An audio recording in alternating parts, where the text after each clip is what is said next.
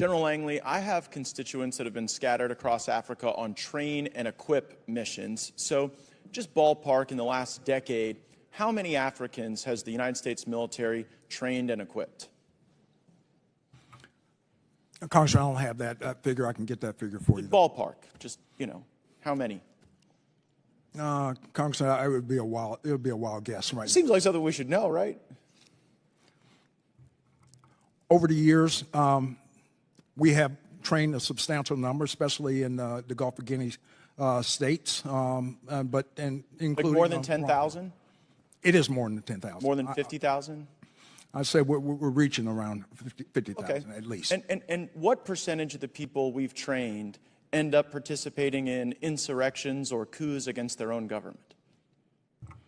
Very small number, Congressman, very small number. So what percentage do you think? I'd say probably less than 1%.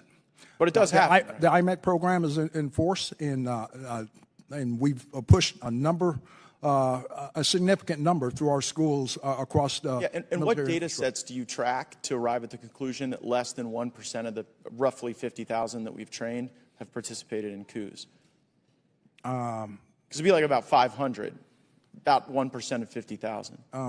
Congressman, you may have that information. I don't at this time, but I know. Well, I know there are some, right? Like go ahead and throw up that image. This is Colonel Mamadi Doumbouya, and this is a photo of him. Did we train and equip him in Guinea? By name, I cannot identify that. Well, that guy in the middle with the big red hat, Colonel Mamadi Doumbouya, that's him with a bunch of U.S. service members outside of our embassy. And just months after this photo was taken in 2021, he led a coup in Guinea and threw out the leader. Does that concern you? Congressman, core values is what we start off with in IMA programs. Do we share core values with Colonel Doumbouya? Core values. I will repeat that. Core values. Respect for humanity. Do we share those values with Colonel Doumbouya? Absolutely. In our curriculum. He led a coup? We do. Okay, well, that's a very telling answer. In Burkina Faso, did we share core values with the leader that we trained there who led a coup? It's in our curriculum. We Leading stress coups core are in our values. curriculum? We request civilian-led governance. Wait, hold on. Is leading coups in our curriculum?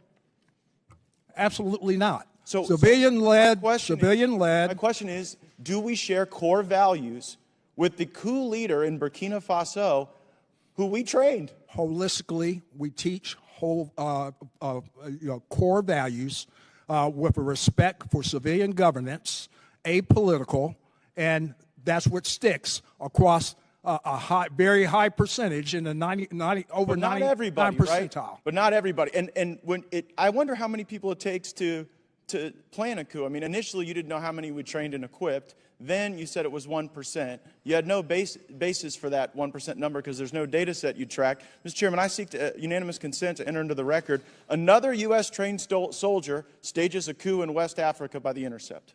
Without objection, so ordered. And I further seek unanimous consent to enter into the record. U.S. forces trained the Guinean colonel behind the recent coup in West African country, and this is regard to Guinea. Without objection, so ordered. So I guess the question is, why should U.S. taxpayers be paying to train people who then lead coups in Africa?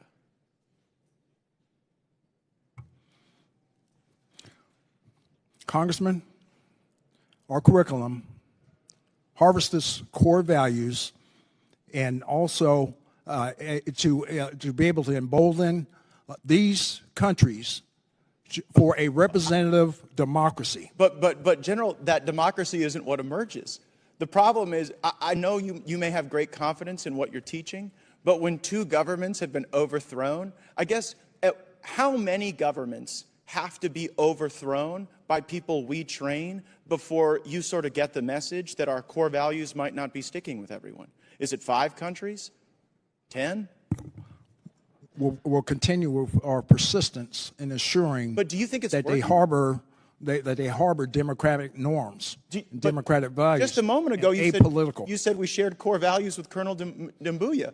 You said that just moments ago in response to my question, and his core value seems to be leading a coup.